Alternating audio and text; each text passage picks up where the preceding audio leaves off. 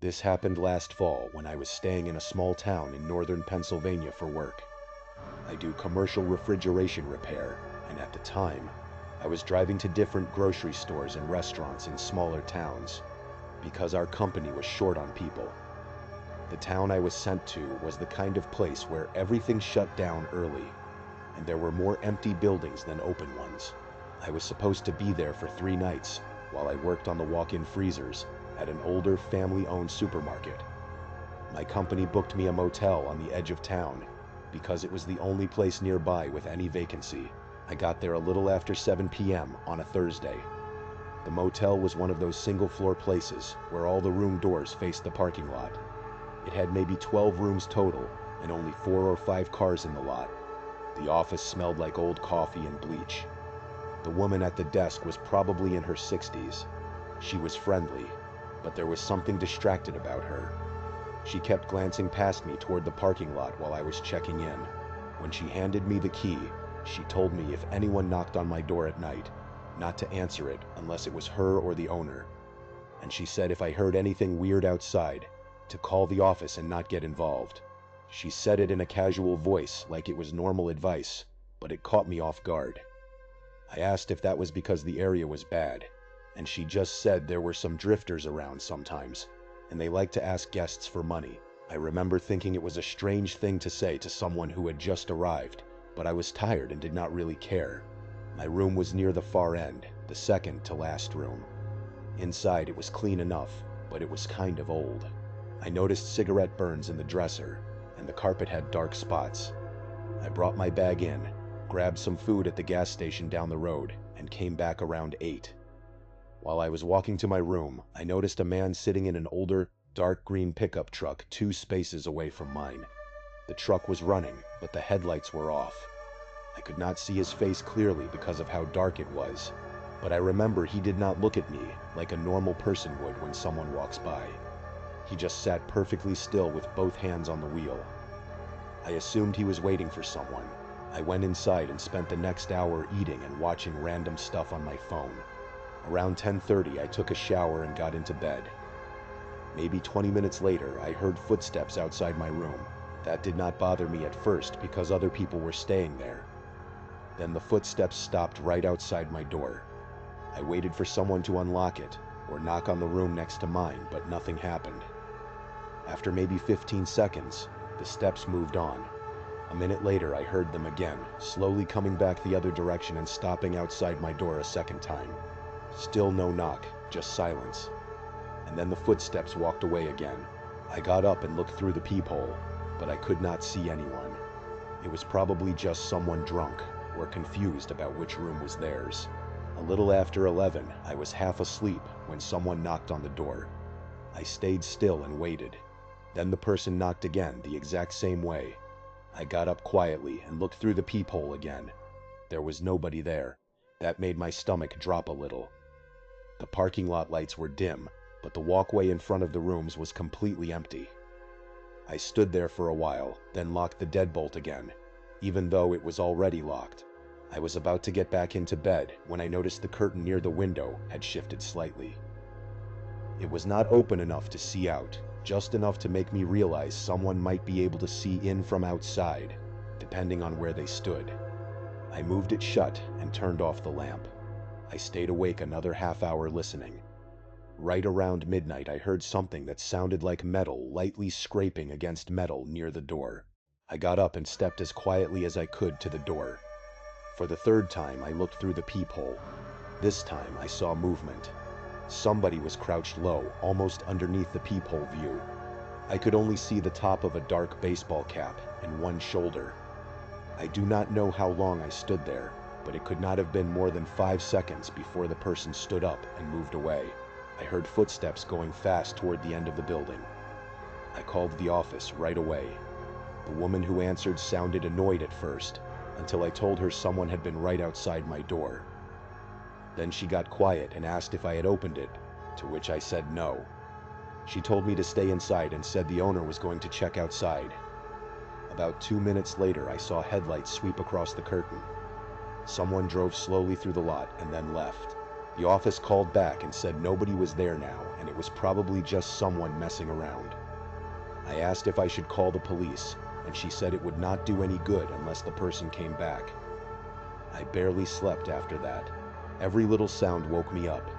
At some point around 3 in the morning, I did pass out, but I woke up around 5:15 to the sound of my truck door opening alarm.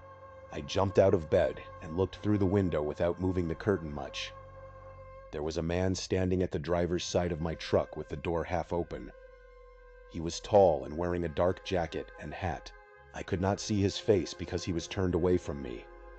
Then he looked straight toward my room like he knew I was watching. He shut the truck door and walked off fast toward the road behind the motel. I called 911 this time. The police came about 15 minutes later. They took a report and checked my truck, but they found nothing missing because I never leave anything in it. One officer asked if I was sure I locked it, which made me feel like they already did not believe me. I knew I locked it. The older officer did seem more interested when I told him about the knocking and the crouching outside my door. He asked the motel owner if they had cameras. They did, but only one in the office and one pointing at the front entrance. Nothing was covering my side of the lot. Before the cops left, the older one told me if it happened again, not to open my door for any reason and to leave as soon as I could in the morning. I asked if they thought it was random, and he just said probably, but his face did not really match that answer. I had to work that day, and I was already there, so I stayed. I figured I was overreacting anyway. During the day, everything felt normal. I was at the supermarket from 7 a.m. to almost 6 p.m., and by the time I got back to the motel, it was dark again. I parked directly under the brightest light and carried all my tools inside at once so I would not have to go back out. The woman at the desk saw me and asked if I was okay. I told her I had not slept. She hesitated for a second and then said if I wanted, she could move me to room 2 near the office. I asked why she had not offered that the night before. She said she did not think it was necessary. Then she added something I have thought about a couple of times since. She said it usually does not happen 2 nights in a row. I asked what that meant, and she immediately acted like she had misspoken. She just said the drifters normally move on. That made me more uneasy than I already was. I seriously thought about packing up and driving an hour to another hotel, but I was exhausted, filthy from work, and told myself I could just stay one more night and leave in the morning. Around 8 p.m., I got food and brought it back to my room. While I was eating, I heard a truck drive slowly through the lot. I looked through the curtain and saw the same dark green pickup from the night before. It drove past my room, turned around near the road, and parked at the very end of the lot with the lights off. I could not see who was inside. I called the office and told them. The owner answered this time, not the woman. He sounded irritated and told me if the truck was not blocking me in or damaging anything, there was not much he could do. I asked if he knew who it was, and he just said, "People come and go." I sat there for maybe an hour, checking the window every few minutes. The truck never moved. Eventually, I turned off the TV and lights and tried to sleep with my clothes still on. Sometime after 11, I heard someone walking outside again. Slow, super slow steps. Then came a soft tap at the window, not the door. I stayed in the bed. Then another tap came, this time closer to the center of the glass. Then a fingernail or something dragged slowly down the window. I could hear it clearly. I had never felt fear like that, because I knew the person was standing inches away from where I was lying, and they knew I was in there, pretending to be asleep. I grabbed my phone and started dialing 911, but before I hit call, I heard the bathroom window rattle. It was a tiny frosted window above the toilet. Then I heard something even worse. The sound of the room next to mine opening, like an actual key or tool working the lock, and then the door opening. The room next to me had been empty when I checked in. I knew that because I had looked through the crack in the curtains the night before and never saw a car or lights there. I got out of bed and crouched near the wall that connected our rooms. I heard movement next door, not the heavy footsteps of somebody checking into a room, more like somebody trying not to make a sound. I called 911 and whispered everything as quietly as I could. The dispatcher kept telling me to stay on the line. While I was talking, I heard one hard hit on the shared wall behind the headboard, like someone testing how solid it was. Then another lowered down, and then just nothing. I was trying so hard to listen that I could hear my own breathing and heartbeat. Then I heard the bathroom window in my room start to move. It was not rattling this time. It was opening, but just a little. I ran to the bathroom and shoved it closed with both hands. Something on the other side pushed back once. Not that hard, but enough for me to feel it.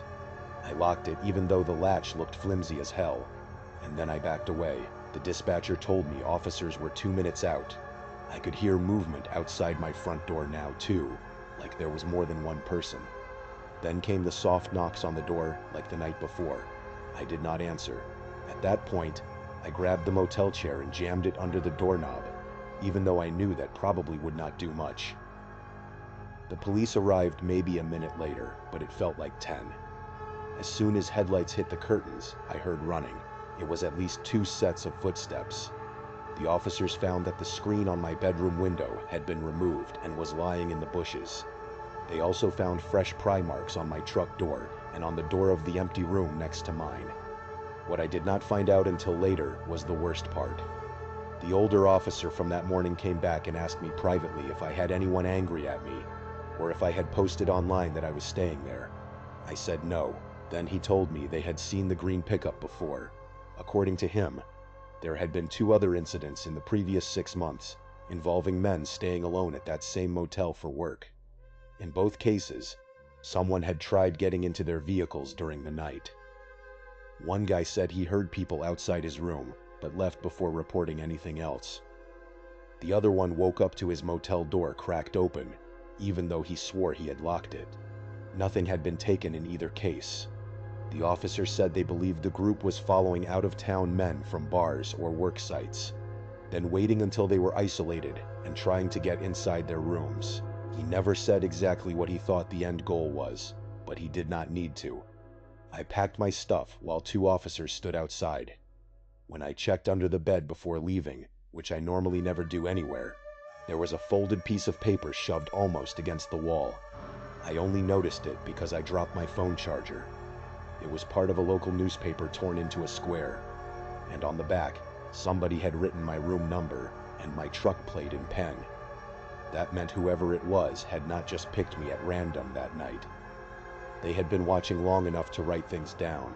I left the motel before 1 in the morning and drove almost 2 hours home. Even though I had 1 more day of work scheduled, my company sent someone else the next week, and I found out later he stayed in a different town. Besides my recounting of the story just now, I really try to just put this experience behind me. It is hard to imagine the feeling of being watched by strangers in a quiet motel, but sometimes the most terrifying threats do not come from random people in the dark. Sometimes they come from someone you thought you were getting to know online, someone who slowly reveals a dark and dangerous side. This next story started in October 2025. I was single and decided to download Tinder to see if I could find a potential partner. After a few swipes, I got a match. "Killian liked you back," it said.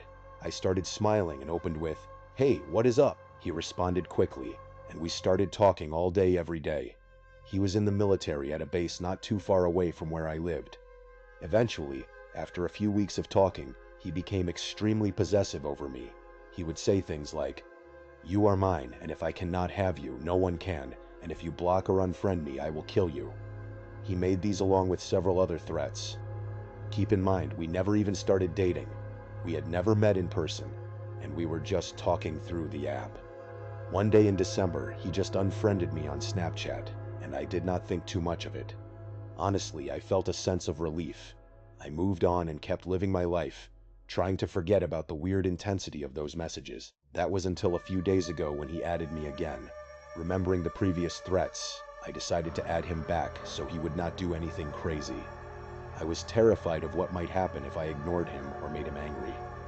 He sent a snap that said, "I have been thinking about your beautiful smile for 8 weeks now, and I keep thinking about what we could be if I did not let my dark thoughts win."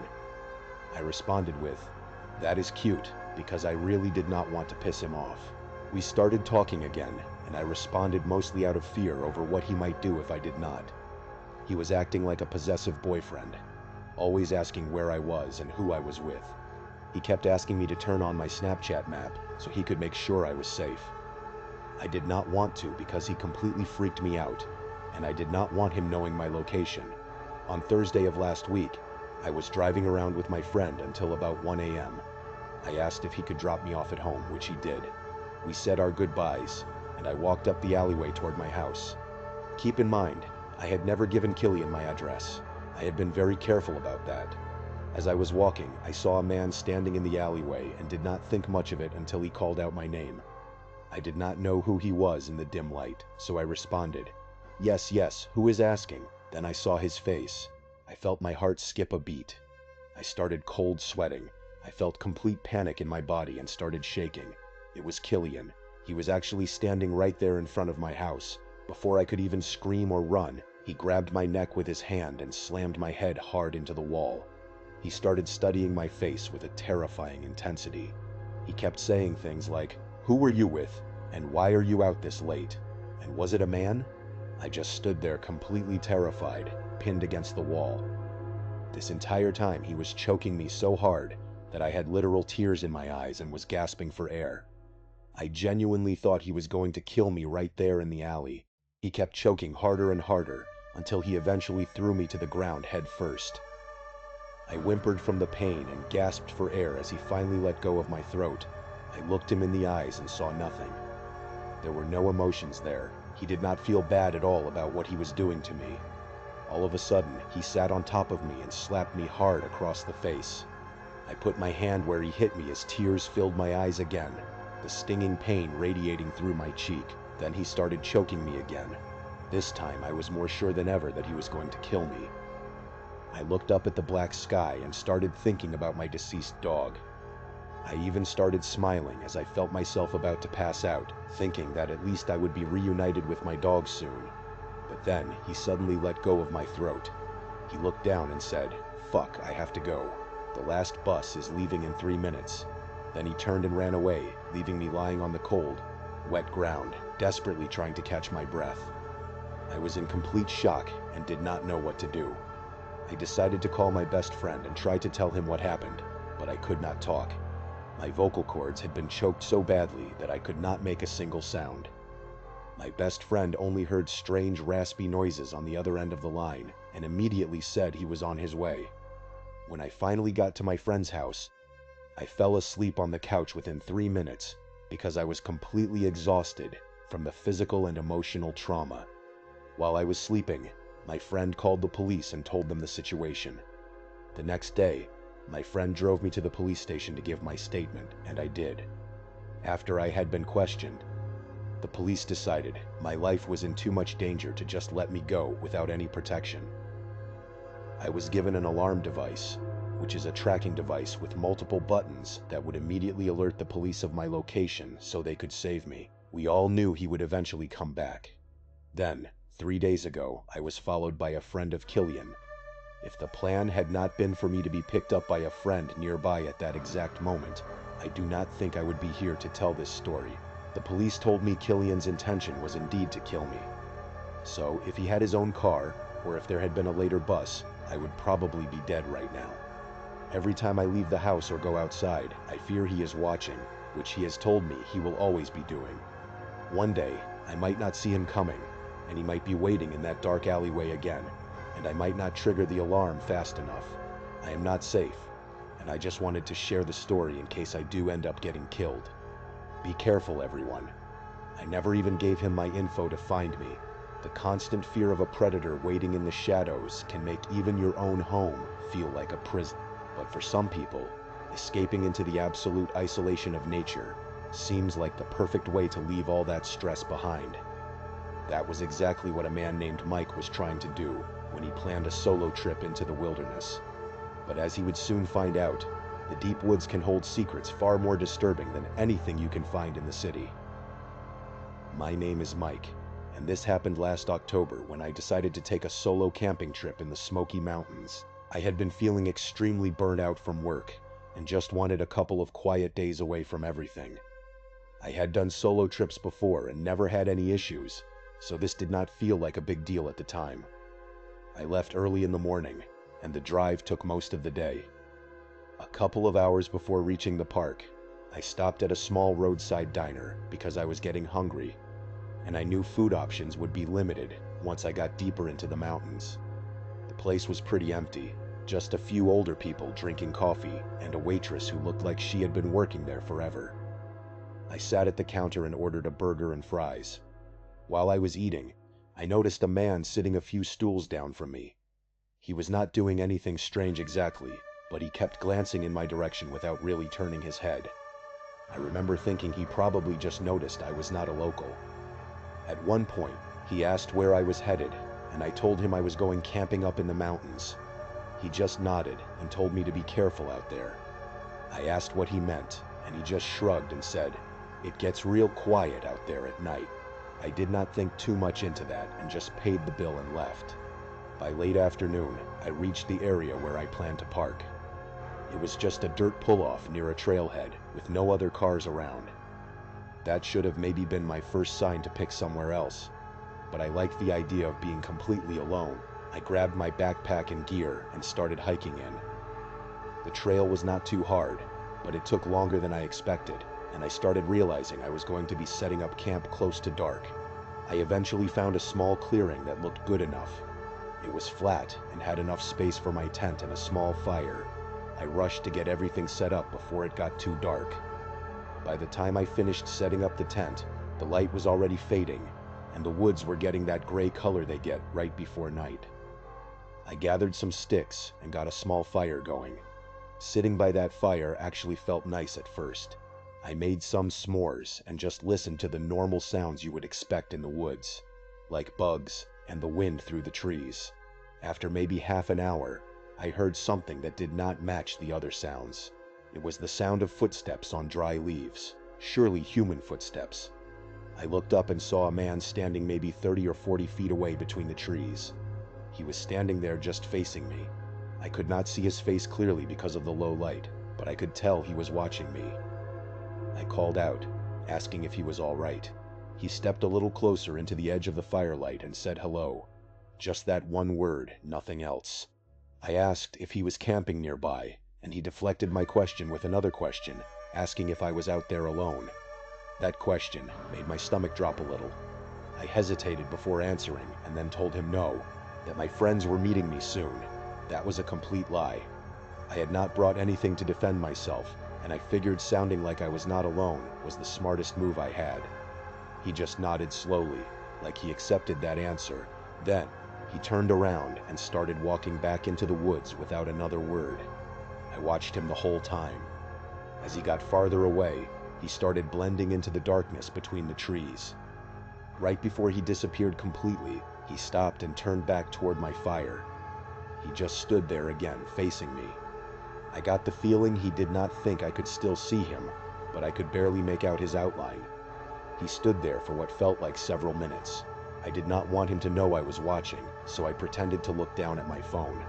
My whole body felt incredibly tense, and I did not feel safe going into my tent while he was still out there. Eventually, I looked back up, and he was gone. I stayed sitting by the fire another 20 to 30 minutes, trying to listen for any more movement. I did not hear anything else, but I did not feel relaxed anymore. I finally put the fire out and got into my tent. I tried to tell myself I was overreacting, and that he was probably just another camper who was curious. I laid there trying to fall asleep, but I do not think I ever fully relaxed.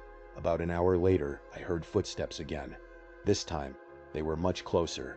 I could hear them slowly moving around my campsite, leaves crunching in a circle around my tent. Then they stopped right outside. Everything went completely silent. I held my breath without even realizing I was doing it. I did not know if someone was standing right outside the thin fabric of my tent, or if I was just imagining it. But then, I heard the sound of a man exhaling right outside. It was not loud, just a slow breath, like someone standing perfectly still.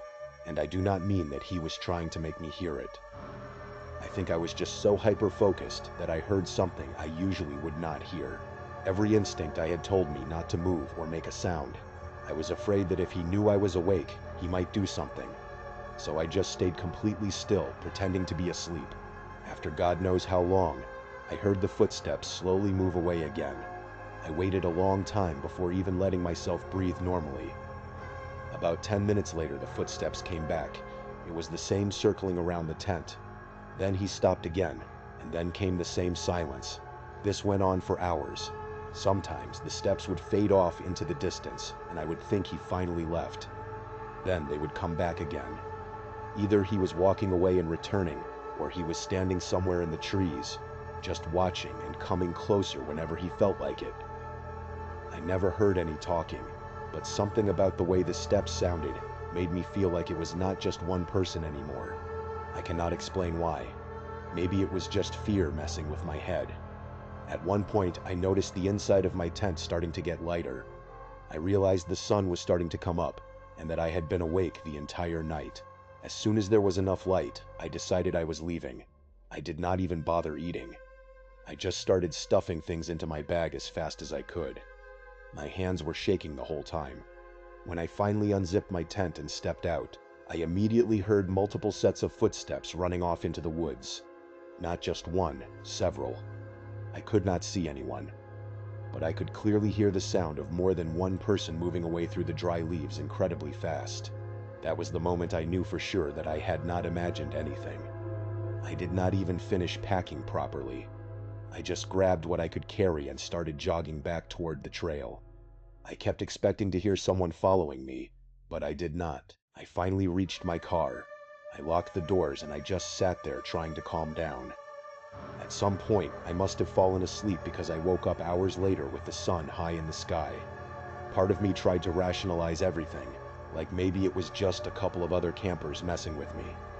I even considered going back to get the rest of my stuff, since I had left some expensive gear behind in my rush to escape.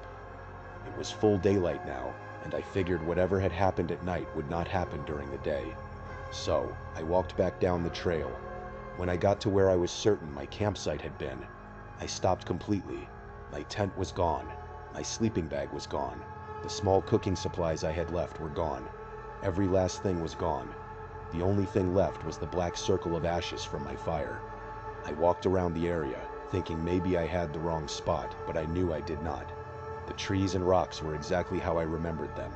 Someone had taken everything. I did not see any trash or damage. Just empty ground like I had never even been there. I did not look around any longer. I just turned around and walked straight back to my car. I did not report it or try to find my stuff. I just wanted to get out of there. Losing the gear did not matter to me anymore. The only thing that mattered was leaving without getting hurt. I drove straight home that day, and I have not gone camping alone since. Sometimes I still think about how many people were actually out there that night, and how close they were standing to me while I pretended to sleep. Thank you so much for watching. Let me know what you thought of today's episode in the comments. And remember, we have a whole playlist of true crime episodes ready for you to binge right now. Until next time, see ya.